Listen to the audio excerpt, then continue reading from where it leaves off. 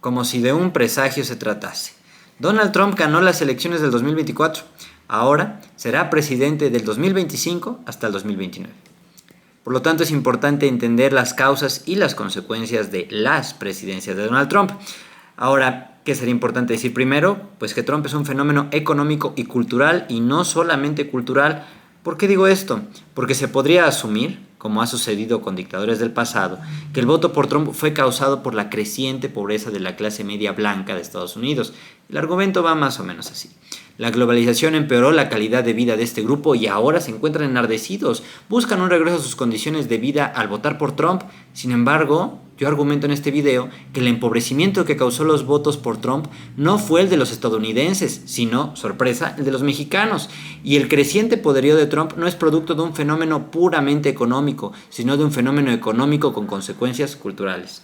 Ya varios estudios han argumentado que es un mejor predictor del voto por Trump el rechazo hacia los migrantes antes que la dureza de las condiciones económicas. Estos estudios se titulan Status Threat, Not Economic Hardship Explains the 2016 Presidential Vote, y el otro se titula Fears of Cultural Displacement Push the White Working Class to Trump. Estos estudios dicen, no es que la clase media estadounidense se haya empobrecido y entonces intentan regresar a los años 60 para poder vivir como vivían antes en lo económico. Sí quieren regresar a los 60, pero más bien en la ausencia de pequeñas minorías, aunque ahora ya no tan pequeñas, que conviven con ellos. Hay otros artículos, no estudios, que argumentan lo mismo, están publicados en The Atlantic y son 3. It was cultural anxiety that drove white working class voters to Trump. Otro es People voted for Trump because they were anxious, not poor. Y el último habla sobre los que atacaron el Capitolio y se titula The Capitol Rioters aren't like other extremists. Lo que se argumenta en estos artículos es, no fueron los clásicos rednecks que conducen camiones y que son teamsters los que votaron por Trump. Sí votaron por Trump ellos, muchos de ellos, pero también votó por ellos un conjunto de personas que tienen unos cargos, unos trabajos mucho más de clase media, son burócratas, son técnicos, son gente con estudios, que lo que buscan es un regreso a los años 50, 60, como decía, pero no porque allá vivían bien y aquí viven mal, lo cual también pudo haber pasado, pero eso no es lo importante, eso no es lo decisivo. Lo decisivo es que en ese entonces no había minorías. Ahora, el rechazo a los migrantes provocó el ascenso de Trump. Surgen entonces dos preguntas. ¿De dónde llegan esos migrantes en su mayoría y qué causó que llegaran esos migrantes hasta Estados Unidos? Ahora, de acuerdo con un estudio del Pew Research Center del 2024 que se titula What We Know About Unauthorized Immigrants Living in the U.S., casi el 40% de los indocumentados provienen de México.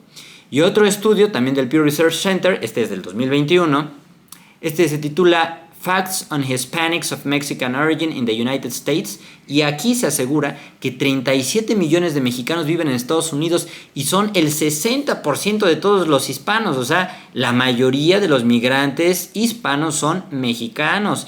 Y este mismo estudio dice que la población mexicana aumentó casi 80%, de 21 a 37 millones del 2000 al 2021. Ahora queda la siguiente pregunta, ya sabemos de dónde vienen. Ahora, ¿qué causó la llegada de los migrantes? ¿A partir de cuándo comenzó el éxodo y por qué? Bueno, hay dos estudios realizados aquí en México.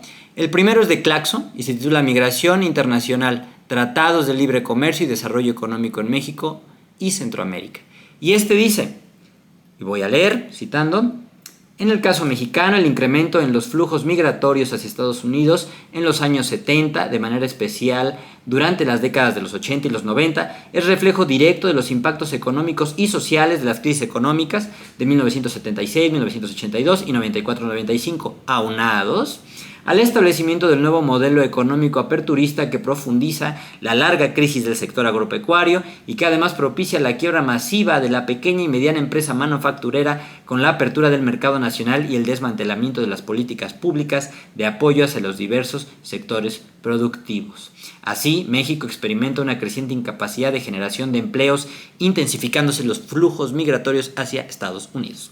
Bueno, ese es un estudio. El siguiente estudio se titula Migración laboral, México-Estados Unidos a 20 años del TLC de América del Norte.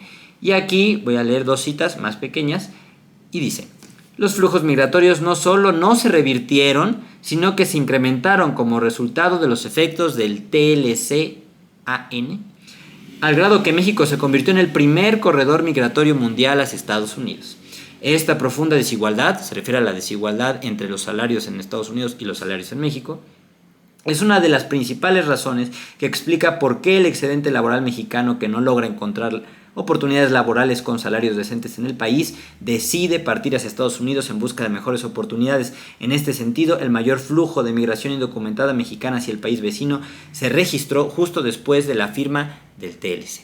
Bueno, entonces tenemos una imagen más completa de qué es lo que sucedió hasta el fenómeno Trump y la conexión que existe entre Trump y la pobreza en México, el crecimiento de la pobreza en México y la pauperización de las condiciones del campo mexicano, sobre todo en los estados del sur, suroeste, sureste, todo el sur mexicano, ese empobrecimiento que se dio después de la firma del Tratado de Libre Comercio de América del Norte en 1994. Ahora, ¿cuáles son las consecuencias? Pues las consecuencias son, entre otras, que Donald Trump ha ganado por segunda vez las elecciones en Estados Unidos basándose en el rechazo o aprovechándose del rechazo que los estadounidenses le tienen a los migrantes que llegaron porque se empobrecieron a causa de un pacto económico con los Estados Unidos. Ahora, estas consecuencias las vimos en el sistema político estadounidense esta semana cuando Donald Trump intentó y sigue intentando que se logre el nombramiento de dos sujetos que minarían las instituciones a su cargo.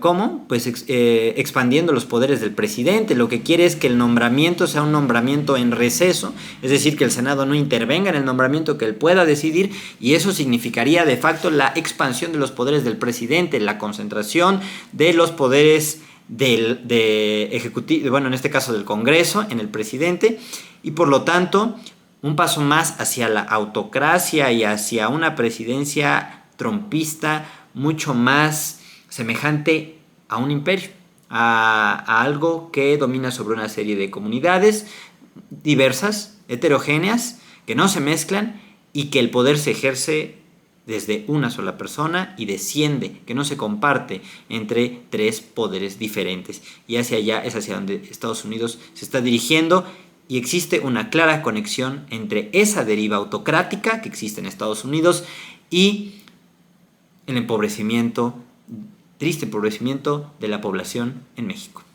Hasta la próxima.